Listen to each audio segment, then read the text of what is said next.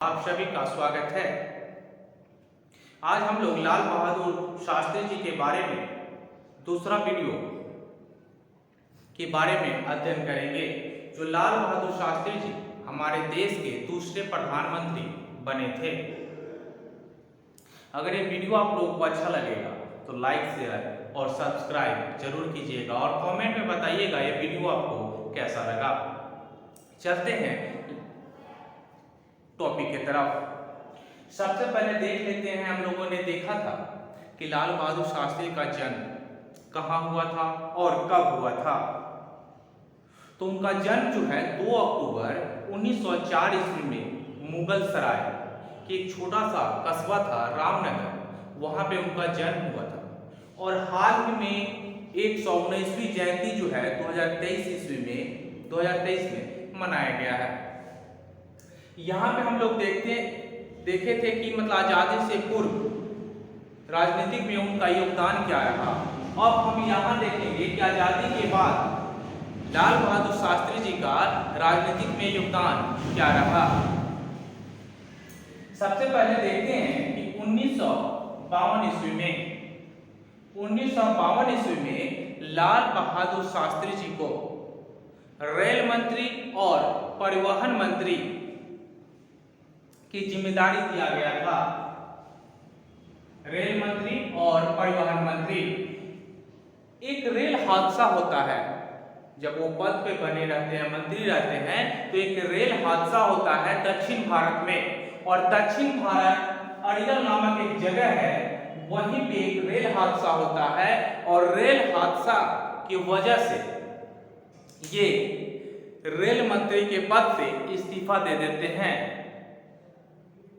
और इन्होंने कहा कि ये रेल हादसा जो है ये मेरी वजह से हुआ है, और ये कहते हुए रेल मंत्री के पद से इस्तीफा दे देते हैं।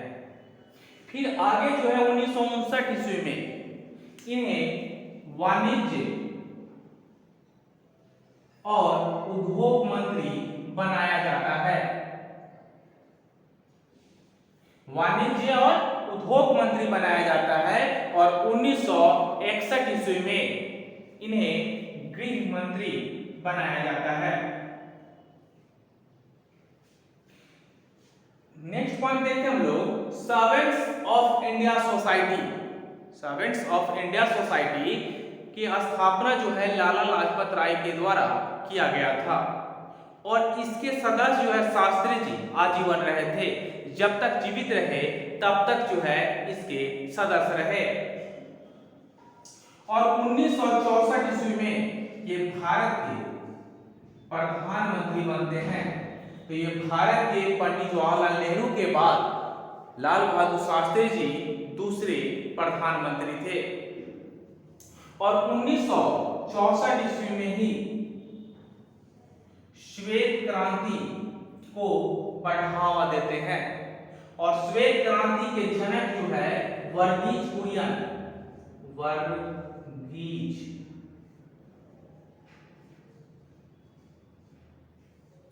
थे। श्वेत क्रांति के जनक वर्गीज कुरियन थे। ये दूध के उत्पादन को बढ़ाने से रिलेटेड था ये श्वेत क्रांति। हम लोग नेक्स्ट पॉइंट की तरफ बढ़ते हैं दोस्तों।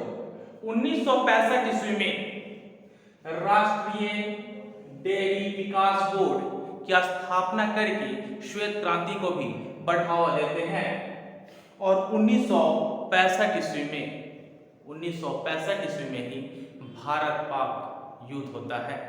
इससे पहले जो है भारत चाइना युद्ध जो है 1962 ईस्वी में हुआ था।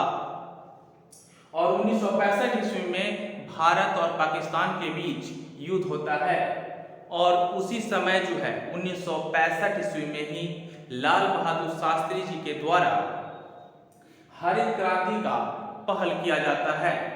हरित क्रांति का पहल करने के पीछे का वजह यह है कि उस समय जो है गेहूं का उत्पादन भारत में बहुत कम मात्रा में होता था। और 1962 में भी युद्ध लड़ा गया और 1965 में भी पाकिस्तान से युद्ध शुरू हो गया।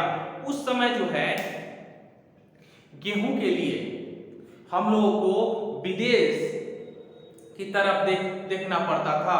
और अमेरिका जो है शराब, गला, गेहूं जो है भारत को उस समय देता था।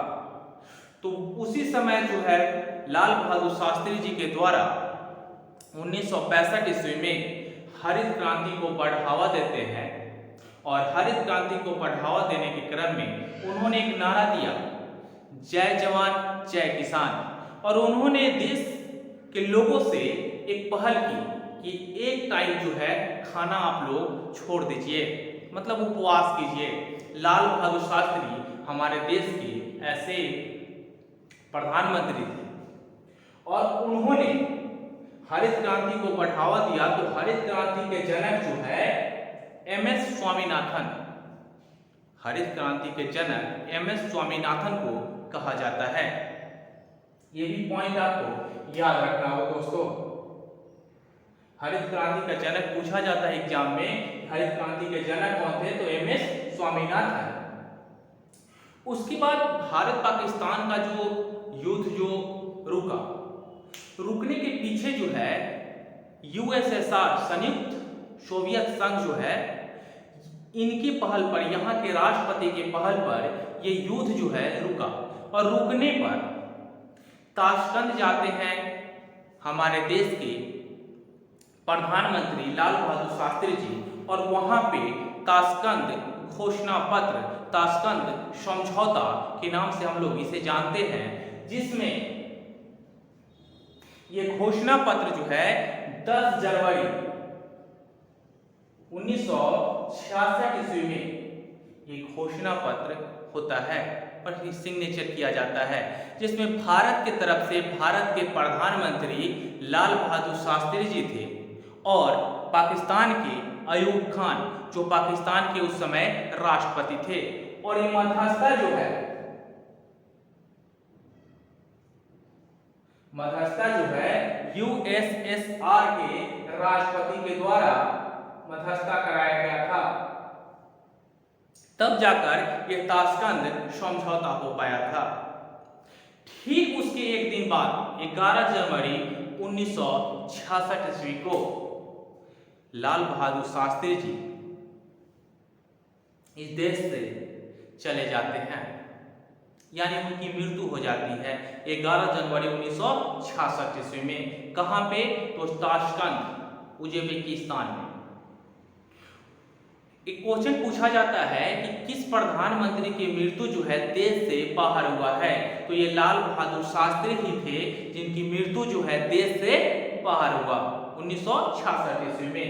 और 1966 ईस्वी में ही मरणोपरांत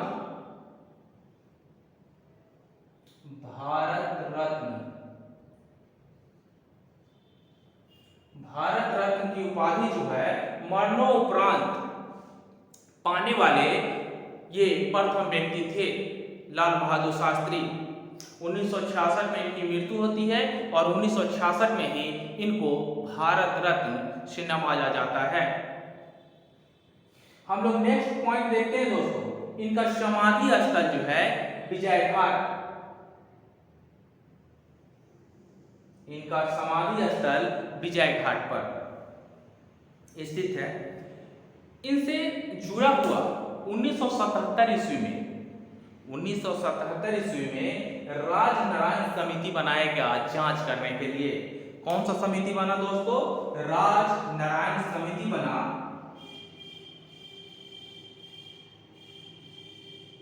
जांच के लिए। कब बना? मरे 1966 में और बना कब? 1977 में।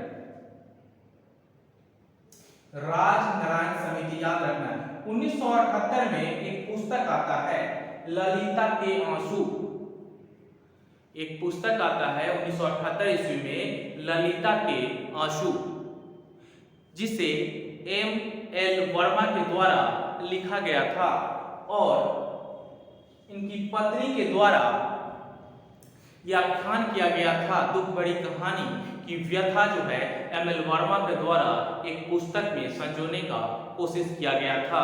उस पुस्तक का नाम था ललिता के आंसू। अगर ये वीडियो आपको अच्छा लगेगा तो लाइक, शेयर और सब्सक्राइब जरूर कीजिएगा और बताइएगा कि ये वीडियो आपको कैसा लगा। मिलते हैं